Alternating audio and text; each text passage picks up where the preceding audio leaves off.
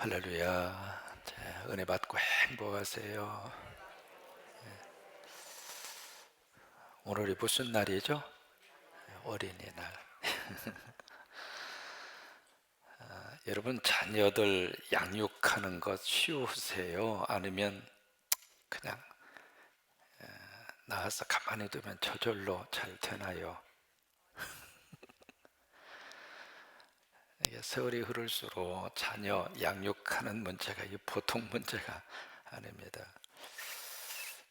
그대의 자녀 양육에 대한 고민은 지금 현대 우리들에게만 있었던 것이 아니라 지금부터 이제 BC 2000년 전인, 그러니까 지금으로 계산하면 약 한 4000년이 됐죠. 4000년 전에 애굽에서 이렇게 그 당시에 있었던 한 문헌이 출토가 됩니다. 출토가 됐는데 그 문헌, 그 애굽에서 BC 2000년 그에 누군가가 써서 이렇게 있었던 것이 출토가 됐는데, 그 내용이 무슨 내용이냐면 이런 내용이에요. 요즘 우리 아이들은 참 이상하다. 여러분, 4000년 전에 아버지가 쓴 글 같아요. 우리가 살던 시대하고 조금 다르다. 이 아이들이 어른이 되면 어떤 세상이 될지 궁금하다.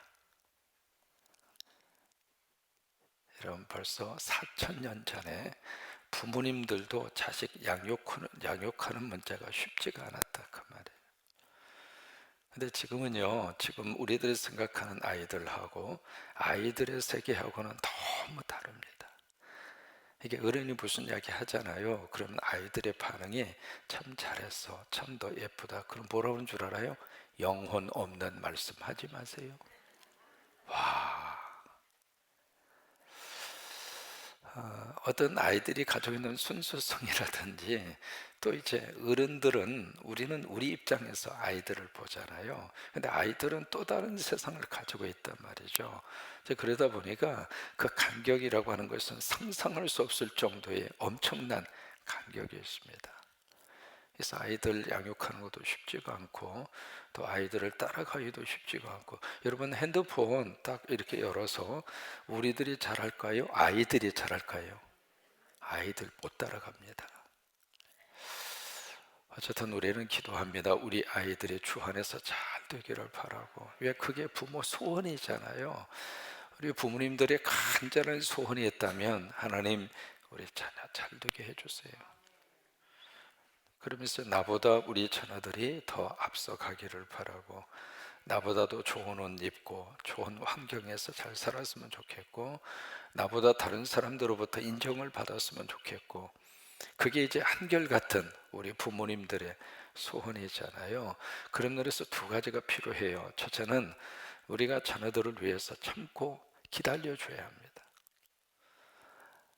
이 아이들은 아직 아이거든요. 어른이 아직 안 됐잖아요. 그러니까 그때까지 어쨌든 부모로서 참고 인내하고 기다려줘야 할 필요가 있고, 그 다음에 두 번째는 우리 예수 믿는 사람이 할 수 있는 최고의 자녀 양육 방법이 있습니다. 그것이 바로 뭔가 기도와 말씀입니다. 그러니까 어떻게 하면 성경을 가까이 하게 해줄 수 있을까? 그러니까 어떤 방법을 통해서라도 아이들이 성경을 가까이 하고 성경을 정기적으로 읽어갈 수 있도록, 그것은 부모가 해야 할 책임 중에 하나고요. 또 하나, 부모로서 마지막 눈 감는 순간까지 자녀를 위해서 해줄 수 있는 것이 바로 기도잖아요. 그래서 예수님이 그렇게 말씀하시잖아요. 너와 내 자녀를 위하여 울라고. 여러분, 그렇게 우리가 자녀들을 위해서 기도하고 참고 인내해 주면 하나님의 역사하심으로 자녀들을 하나님께서 돌봐주시고, 하나님께서 맡아주셔서 귀한 자녀들로 축복하실 줄로 믿습니다. 또 하나, 오늘은 계절적으로 입합니다. 그러니까 여름으로 들어선다, 그 말이죠. 이제 오늘을 기점으로 해서 이제부터는 여름이에요. 그래서 이제 개구리 소리도 들리고, 또 하나 모내기 하기 위해서 모판에 모가 자라고 있는 그런 계절이잖아요. 또 하나, 이때 전통적으로 우리 먹던 음식이 쑥 어무룩입니다. 그래서 오늘 쑥 캐러 갑니다. 8시까지 오셔서 해풍 맞은 쑥을 우리 채취해서 그것으로 쑥떡도 만들고 뭐 그런 사역을 하는데, 여러분 8시까지 오셔서 함께 사역을 감당하셨으면 좋겠습니다. 여러분, 그 폴란드의 기자이면서 소설가인 그 생트비치라고 하는 사람의 소설이 있습니다. 아마 들으면 아실 거예요. 커바디스 도메네. 들어보셨습니까? 주여 어디로 가십니까? 폴란드의 기자이면서도 소설가인 사람의 소설인데, 그 소설이 영화로 만들어져서 더 유명해졌죠. 2004년도에 개봉이 됩니다. 그 이제 커바디스 도미네, 원래 그 제목은 도미네 커바디스입니다. 도미네라고 하는 것은 라틴 말로 주여라고 하는 뜻입니다. 코어라고 하는 것은 어디로, 바디스라고 하는 것은 가십니까, 그 말이에요. 그래서 이제 그것을 함께 이렇게 합쳐서 커바디스 도미네라고 하는 소설을 만들어 씁니다. 그 소설에 보시면은 그 당시 로마 제국 사회에서 아주 박해를 받던 그리스도인들의 이야기예요. 이제 그 이야기를 거기서 줄을 이루고 있는데, 그 마지막 부분에 여러분 아시는 내용이 그 부분입니다. 네로라고 하는 황제가 폭정을 하면서 그때 이제 로마 전체 시내에 큰 대형 화재가 일어납니다. 근데 그 화재로 인해서 여론이 아주 나빠지거든요. 그래서 이 정치인 네로는 어떻게 하면 이 여론을 탈피할까, 그렇게 고민하다가 그때 막 새로운 그 어떤 세력으로, 새로운 집단으로 막 자라나고 있는 기독교인들에게 그것을 다 덮어 씌웁니다. 저 화자는 기독교인들이 냈다. 그래서 이제 기독교인들을 엄청나게 박해를 해요. 그래서 이제 그 박해 상황 속에서 거기 있는 성도들이 베드로에게 당신 여기 있으면 안 됩니다. 빨리 이것을 피하십시오. 미래를 위해서 당신은 이 자리를 피하십시오. 그래서 이제 하도 교인들이 그러니까 베드로가 로마를 등지고 그리고 다른 곳으로 피난을 떠납니다. 피난을 떠나서 막 가는데 저쪽에서 누군가가 십자가를 메고 로마를 향하여 걸어오는 거예요. 그래서 이게 누군가 싶어서 가까이 가서 보니까 그분이 예수님이었다 그거잖아요. 그래서 베드로가 주님 어디로 가십니까? 그래서 거기서 코바데스 도메네라고 하는 말이 라틴 말로 거기서 나온 거예요. 어디로 가십니까? 나는 네가 내 양을 버리고 로마를 등지고 떠나게 해. 나는 다시 십자가를 지기 위해서 로마로 들어간다. 이제 그 이야기를 듣고 이 베드로가 주님 그러면 안 되죠. 한 번 십자가도 그것도 고통스러운데 또 주님이 또 십자가를 지신다. 주님 그럴 수는 없습니다. 그리고 베드로가 회개하고 다시 로마로 들어갔다. 이제 그게 이제 그 마지막 부분에 나오는 소설의 내용입니다. 여러분 이것은요, 소설은 소설입니다. 우리가 그런 작품들을 보면서 무슨 착각에 빠지느냐면, 진짜로 그랬나 보다, 사실인가 보다, 그렇게 우리가 착각을 하는데요. 오늘 여기 이제 베드로의 착각에 말씀을 드리겠는데, 베드로만 착각하는 것이 아니라 우리들도 그런 소설, 영화를 보면서 그랬구나 착각을 해요. 전혀 다릅니다. 소설일 뿐입니다. 성경 속에서 아무리 성경을 찾아서 읽어보아도 베드로가 로마에서 사역을 했다고 하는 근거를 찾을 수가 없습니다. 베드로는 어디에서 사역을 했는가? 예루살렘에서 사역을 했어요. 예루살렘 교회와 예루살렘 성도들을 목회하고 돌봤을 뿐입니다. 베드로가 로마에서 사역을 하지 않았다고 하는 것을 어떻게 알 수 있을까? 로마서 16장에 보시면은요, 거기 사도 바울이 로마의 관계 속에서 사역을 했던 사람들의 명단을 쭉 거기다가 씁니다. 거의 한 30명 이상의 사람의 이름이 나옵니다. 근데 로마서 16장에 거기에 보면 베드로의 이름이 없습니다.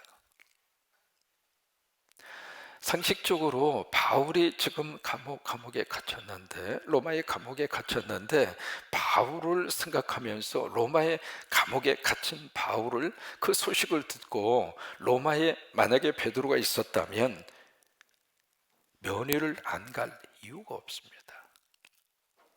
근데 만약에 며느리를 같다면 바울은 거기에 베드로의 이름을 썼을 것입니다. 근데 쓰지 않았어요. 그 이야기는 바로 뭐냐면 베드로는 로마에서 사역하지 않았다 그 말이에요.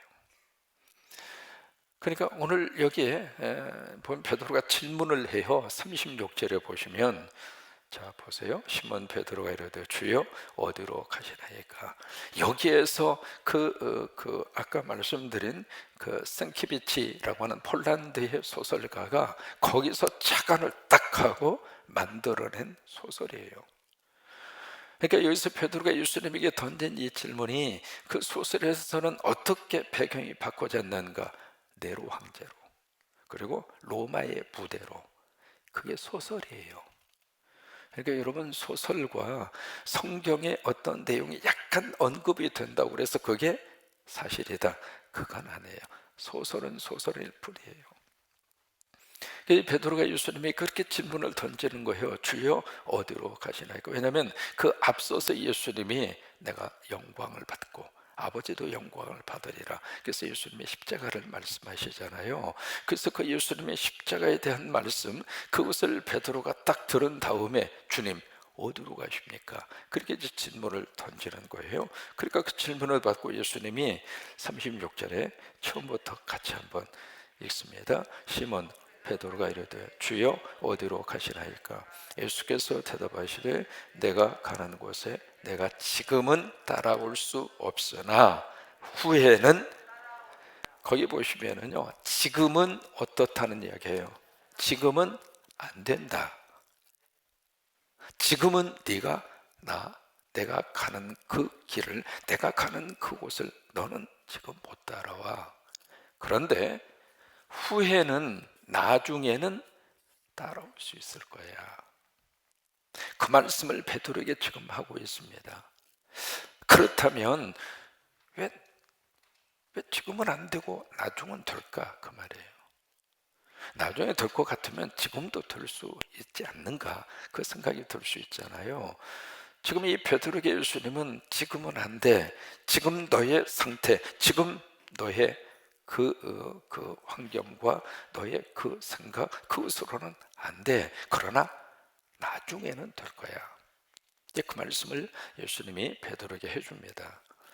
이제 그 말을 딱 듣고 여기 지금 베드로가 뭐라고 지금 그 다음에서 반응을 보이느냐면 37절입니다. 베드로가 이르되 주여 내가 지금은 어찌하여 따라갈 수 없습니까? 그러니까 그 예수님의 말씀을 듣고 베드로가 주님 왜 지금 안 됩니까? 나중 될 일이라면 지금은 왜 안 됩니까? 지금 내가 왜 못 따라갈 수 있습니까? 지금 베드로의 항변입니다. 그때 따라갈 수 있다면 왜 지금 당장 나 주님 따라가고 싶은데, 아니 주님이 가신 그 길을 지금 당장 내가 가고 싶은데, 예수님이 가는 그곳이라면 나 어디든지 갈 수 있는데, 아니 가고 싶은데 왜 예수님 나중에는 되는데 왜 지금은 안 됩니까? 나 지금 따라가겠습니다. 그러면서 거기에 뭐라고 지금 베드로가 장담을 하고 있느냐면 주를 위하여 내 목숨을 버리겠습니다. 여러분, 여기에 주를 위하여 내 목숨을 버리겠습니다 라고 하는 부분이 영어 번역에 보시면 이렇게 표현이 되어 있어요. I will. 내가 그렇게 하겠습니다. 여러분, 이 베드로의 이 말이 거짓말일까요? 그냥 분위기상으로 한번 해볼 말일까요? 베드로는 그렇게 하고 싶은 거예요. 아니, 할 의지가 있습니다. 그래서 이 단어를 쓰고 있는 거예요. 내가 그렇게 할 것입니다. 나는 예수님이 죽는 그곳까지 나는 주님을 위해서 따라가겠습니다. 아니요, 내 목숨을 버리면서까지 나는 주님을 따라가겠습니다. 주님이 가신 그 길을 나는 끝까지 따라가겠습니다. 이 베드로의 어떤 의지, 베드로가 가지고 있는 어떤 각오, 베드로가 가지고 있는 확신입니다. 그래서 영어로 I will 이라고 하는 단어를 쓰고 있는 거예요. 내가 그렇게 하겠습니다. 그러니 왜 지금 당장 안 됩니까? 난 지금 당장이라도 난 그렇게 하겠습니다. 그래서 베드로의 본인 스스로가 가지고 있는 어떤 확신과 결단과 각오를 그렇게 표현하면서 그렇게 이야기합니다. 그러니까 예수님이 뭐라고 말씀을 하시는가? 38절입니다. 예수께서 대답하시되 내가 나를 위하여 내 목숨을 버리겠느냐? 그때에도 예수님이 무슨 단어를 쓰는가? 이 단어를 거꾸로 되묻고 있습니다. I will? 그래? 네가 할 수 있다고? 오케이, 너 그렇게 할 수 있겠어? 그래서 장차 네가 어떤 일을 할 것인가 라고 하는 것을 거기에 마지막 절에 말씀을 하시고 있습니다. 내가 진실로 진실로, 이게 요한복음의 강조의 패턴이라고 그랬잖아요. 아멘 아멘, 그 뜻이에요. 이러노니 닭 울기 전에 네가 3번 나를 부인하리라, 그 말씀을 하세요. 그러면 이 베드로와 예수님의 대화 속에서 우리가 뭘 지금 말씀을 통해서 우리에게 주시는 메시지가 무엇일까? 첫째로 베드로는 착각했습니다. 무슨 착각을 했는가? 내 힘으로 무엇이든지 할 수 있다고. 내가 의지만 있으면 어떤 상황 속에서도 난 그 의지를 가지고 난 내 행동을 할 수 있다고. 이게 베드로가 가지고 있는 착각이었습니다. 과연 그럴까? 사람은 살면서 여러 가지 많은 착각을 하고 그렇게 살아요. 어느 목사님이 교회에 가서 은혜스럽게 설교를 딱 마치고 저 뒤에 가서 서 있는데 여자 성도 한 분이 목사님 앞에 딱 와서 목사님, 나 오늘 설교 듣고 많이 회개했어요. 무슨 회개를 그렇게 하셨는데요, 저는요 우리 교회에서 제가 가장 예쁜 줄 알았, 너무 예쁘다고 하는 교만에 제가 그동안에 빠져 있었어요. 그래서 내가 오늘 목사님 교만하지 말라 그 설교를 듣고 얼마나 회개를 많이 했는지 몰라요. 그러니까 목사님이 그 여자 성도 얼굴을 가만히 뻔히 쳐다보더니 당신은 그 교만이 아니라 착각이요.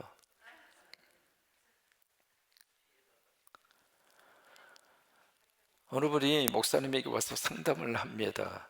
도대체 우리 마누라가 내가 무슨 말을 하면 전혀 반응이 없다고. 이게 귀가 먹었는지 뭐 문제가 있는지, 내가 무슨 말을 하면 전혀 반응을 보이지 않는다고. 그러니까 목사님이 상담을 쭉 마친 다음에 아이, 형제님 이렇게 하시라고, 점점 이렇게 당신 부인의 이름을 부르면서 가까이 가보라고. 그러면은 청력이 문제가 있는지 뭐가 문제가 있는지 좀 밝혀질 거라고. 그래서 그분이 목사님 말씀대로 집에 가가지고 여보 오늘 반찬은 뭐예요? 물으니까 아무 대답이 없는 거예요. 그러니까 조금 더 가까이 가서 큰 소리로 여보 오늘 반찬은 뭐예요? 그래도 아무 반응이 없는 거예요. 그러니까 바로 뒤에 가서 귀에다 대고 여보 오늘 반찬이 뭐예요? 그러니까 부인이 딱 뒤돌아서서 하는 말이 내가 3번이나 김치찌개라고 말했는데. 지금 누가 문제예요? 본인이 문제예요. 본인이. 나름대로 크고 작은 착각을 가지고 사람이 살아요. 사는데 이 베드로는 어떤 착각 속에 지금 살고 있는가? I will, 내가 할 수 있습니다. 근데 예수님은 뭐라고 말씀을 하시는가? 지금 네가 네 힘으로 할 수 있다고 하는 그 힘이 과연 끝까지 내 의지와 생각대로 갈 수 있겠는가? 아니다 그 말이에요. 특별히 사람이 죽음이라고 하는 현실 속에 딱 부딪히면 사람은 내가 할 수 있다고 하는 것이 완전히 무너집니다. 여러분 죽음뿐만이 아닙니다. 내 어떤 이권적인 문제가 개입이 되잖아요.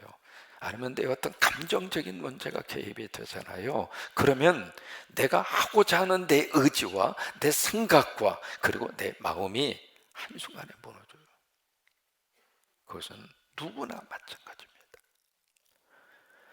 이게 베드로는 I will, 내가 하겠습니다. 그래, 제가 지금 십자가 지는 그 길을 가고 있는데 과연 네가 그 십자가의 그 고난과 십자가의 그 죽음을 네 힘으로, 네 의지로, 네 결단으로 할 수 있을 것 같아? 안 돼. 지금은 안 돼. 네 힘만 가지고는 안 돼. 우리도 마찬가지입니다. 여러분, 우리 힘으로 이 믿음을 끝까지 지켜낼 수 있으리라고 생각하십니까? 코로나고 나는 이 전대미문의 이 바이러스 창궐하는 그 속에서 그동안에 신앙생활하기 위해서 교회에 출석을 하던 수없이 많은 한국의 크리스찬 가운데 거의 30% 이상이 다 떨어졌습니다. 왜? 그들의 믿음이 없어서. 내가 하겠습니다. 그 내가 하겠다고 하는 그것이 얼마나 허무한가, 얼마나 연약한가. 그것을 오늘 예수님은 베드로에게 뼈저리게 지금 깨닫게 하고 알게 해주는 것입니다. 그러니까 베드로는 안 하고 싶다는 이야기가 아닙니다. 베드로는 그렇게 하고 싶은 거예요. 아니, 할 의지가 있습니다. 그러나 그 의지가 십자가 앞에서, 고난 앞에서, 죽음 앞에서 휴지 조각처럼 사라져버리게 될 거라, 그 말이에요. 그러면 지금 예수님은 베드로에게 지금은 안 된다. 근데 나중은 네가 감당할 수 있을 것이다. 나중은 네가 십자가를 질 수 있을 것이다. 나중은 네가 죽음의 그 앞에서도 믿음의 자리를 지켜낼 수 있을 것이다. 그럼 왜 이 지금과 나중에 어떤 차이가 있을까? 지금은 안 돼요. 왜요? 베드로가 아직 성령 받지 못했습니다. 왜? 예수님이 거기 계시니까. 여러분, 성령은요, 바로 예수님이 십자가 지시고 부활하시고 하늘 보좌에 올라가신 다음에 허락하신 것이 성령입니다. 성령은 무슨 영인가? 부활의 영입니다. 그 성령이 온 다음에, 그래서 예수님이 내가 떠나는 것이 너희들에게는 유익하다, 그 말씀을 하신 이유가 그거예요. 왜? 성령으로 오시니까. 성령으로 와서 우리 안에 계세요. 성령으로 와서 여러분 안에 계시고, 성령으로 와서 지금 이 예배 가운데 함께 하시고, 그래서 예수님이 십자가 지시고 부활하시고 천국 보좌 우편에 올라가시는 것이 유익한 이유가 바로 거기에 있습니다. 성령이 오시는데 그 성령이 바로 부활의 영입니다. 부활의 영을 받은 사람은 죽음 앞에서도 담대했습니다. 그러니까 지금 베드로에게 너는 지금은 안 돼. 왜? 아직 부활의 영, 성령을 네가 체험하지 못했고 받지 못했으니까. 인간적인 의지 가지고는 안 돼요. 살면서 사람이 가장 두려운 순간이 어느 순간일까? 죽음입니다. 저는 목회하면서 수없이 많은 분들의 죽음, 임종 순간, 헤아릴 수 없을 정도로 한 인간의 마지막 떠나는 그 모습을 옆에서 지켜봤고, 사람이 살면서 가장 두려운 순간, 아니 그 순간은 내 의지도, 내 생각도, 내 마음도 아무 의미 없는 마지막 순간. 베드로가 아무리 하고 싶어도, 아니 하겠다고 하는 생각과 마음을 표현한다 할지라도 인간의 힘으로, 인간의 실력으로는 어렵습니다. 그렇기 때문에 예수님이 지금 안 돼. 그러나 내가 보좌 우편 올라간 다음에 성령이 임해서 그 부활의 영이 네 속에 들어갔을 때, 성령으로 충만했을 때, 성령을 받으면 베드로 너 얼마든지 할 거야. 왜? 베드로 너의 실력이 아니라 성령의 실력이야. 여러분, 믿음도 마찬가지입니다. 우리가 믿음을 지켜가는 것처럼 보일지 몰라도 그 믿음을 지켜가게 하시는 분은 성령님이십니다. 이 새벽에 나와 이 찬양을 하게 하시는 분 성령님이시죠. 그러니까 주님의 일을 내 의지적인 결단과 생각으로 내가 끌고 갈 수 있다고 생각하는 순간 우리는 무너져요. 성령의 역사입니다. 특별히 성령님이 함께 하실 때 저나 여러분이나, 어제도 우리 최장로님하고 우리 박장로님하고 나포의 부활동산 다녀왔습니다. 문득 생각이 납니다. 공사가 어떻게 진행이 됐는가 그것도 보고 싶고, 자꾸 이제 마음이 그쪽으로 가는 거죠. 그게 뭐냐면, 언젠가 하나님께서 우리를 부르시는 순간이 있고, 누구나 다 할 것 없이 그 과정을, 그리고 그 후를. 그래서 미국 분들에게 가지고 있는 문화가 하나가 있습니다. 생일날이 되면 자녀들이 부모님에게 선물, 생일 선물을 줘요. 그 선물이 뭐냐면 묘지입니다. 묘지를 다 사서 부모님에게 선물로 줘요. 우리하고는 조금 개념이 다를지 몰라도요, 그 선물을 받고 부모님들이 참 행복해합니다. 왜냐하면 미국의 묘지는 시간이 갈수록 가격이 자꾸 뜁니다. 제가 들어가자마자 교인들을 위해서 묘지를 해서 다 하나씩 교회에서 조금 이렇게 도와드리고 해서, 그때 당시에 묘지 하나에 천불이었어요. 천불, 한 100만 원 정도. 근데 지금 그 묘지가요 10,000불 이상으로 뛰어 있습니다. 여러분, 돈 벌려면 미국 가서 묘지 사세요. 분명히 올라갑니다. 그게. 그래서 딱 선물을 해드리면 그걸 뭘 생각하느냐면, 내가 가야 한다고 하는 것을 아는 사람은 오늘 하루를 의미 있게 살아요. 그래서 자녀들이 부모님께 선물을 해줍니다. 이번 돌아오는 주일에 이제 모든 게 다 정리가 돼서 여러분들이 나쁜 부활동산 사용하실 수 있도록 해서 이제 그 신청서를 받는데, 아유, 나보고 죽으라고 지금 이것을 하라고 그러느냐고. 그러면 안 죽어요? 한번 되물어보세요.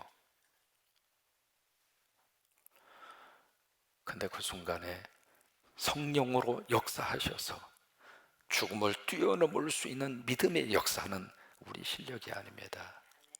성령님의 역사입니다. 저나 여러분이나 그 은혜가 넘치기를 축복합니다. 우리가 부활주일을 지키고 주일을 지키면서 예수님 부활을 다 이야기하는데, 정작 우리는 죽음 앞에서 발발발 떨면서 죽음의 공포에 짓눌려서 그 자체가 영 틀렸다라고 하는 말을 하기에는 누구도 그 순간에 그렇게 말할 수는 없습니다. 그런데 그 다음에 믿음의 역사를 한번 들여다본다면, 하나님께서, 성령님께서 우리를 충만히 임재하셔서 죽음의 두려움을 뛰어넘을 수 있는 하나님 나라의 희망과 소망을 가지고 사는 믿음의 역사가 우리 속에 있게 되기를 축복합니다. 그것은 우리 실력이 아닙니다. 성령님의 실력입니다. 지금 예수는 베드로에게 그 말씀을 하시고 있는 거예요. 네가 닭 울기 전에. 무슨 얘기예요? 예수님이 지금 십자가 지기 위해서 잡혀서 거기에 대제사장 가야바에 따라서 신분을 받고 있는 그 순간이잖아요. 그것을 보면서도 거기에 여종이, 당신도 저 사람하고 한패입니다. 무슨 얘기냐 지금? 나 아니라고. 말소리 들어보니까 당신 갈릴리 어투가 나는데 난 아니라고. 나중에는 어떻게 했습니까? 저주까지 하면서 부인합니다. 그 순간 닭이 옵니다. 예루살렘에 가서 보시면은 거기에 베드로의 기념 교회당이 있고요. 그 교회당 꼭대기에 뭐가 있는가? 수탉이 딱 심볼로 있습니다. 닭이 오는 순간 베드로가 3번 부인하고, 그 순간에 성경은 아주 드라마틱하게 한 장면을 거기에다가 묘사합니다. 예수님의 시선과 베드로의 시선이 마주칩니다. 그래서 밖에 나가서 베드로가 통곡합니다. 왜 울었을까요? 왜 베드로는 거기서 통곡했을까요? 나라고 하는 존재가 이렇게 무기력한가, 그걸 뼈저리게 느낀 거예요. 그래요. 저나 여러분이나 천국 갈 때까지 성령님이 도와주셔야 합니다. 끝까지 하나님이 우리를 성령으로 역사하셔서 우리를 붙들어 주셔서 천국 갈 때까지 늘 성령님 의지하시고, 저도 그러고 여러분도 그러고, 엄청난 이 두려움과 그리고 그 불안 속에서 우리의 믿음이 흔들릴 수는 있어도 뿌리째 뽑히지 않도록 성령님 우리를 도와주시고 성령님 우리를 붙들어 달라고 저도 기도하고 여러분도 기도하시고. 여러분, 한국에 나온 가장 그 여걸 중에 여걸을 김한란 박사로 이야기하잖아요. 그분에 대해서는 이런저런 이야기를 많이 할 수 있습니다만은, 아무튼 그 김한란 박사님이 평생 싱글로 사셨잖아요. 그러다가 이분이 돌아가십니다. 돌아가시는 순간에 그 소식을 듣고 많은 제자들이 김한란 박사 곁으로 모였습니다. 막 울면서 선생님 가시면 어떠냐고 막 울면서. 그러니까 김한란 박사가 마지막 그 이야기 하셨다고 그러냐,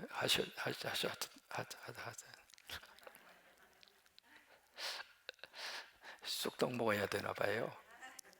하셨다고 그러잖아요. 울지 말아라. 왜 내가 지금 좋은 곳으로 가는데, 나 지금 하나님이 준비한 그 나라 가는데 왜 이렇게 슬픔, 나 그러지 말아라. 그러면서 하는 말이, 내 장례식 날 장송곡 부르지 말고 환희의 찬송을 불러다오. 그래서 그분 마지막 장례식 때 불렀던 찬송이 할렐루야입니다.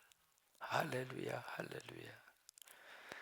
근데 저의 영적인 멘토인 이중표 목사님이 돌아가셨을 때, 그 이중표 목사님도 7년에 한 번씩 암 수술을 계속 하셨어요.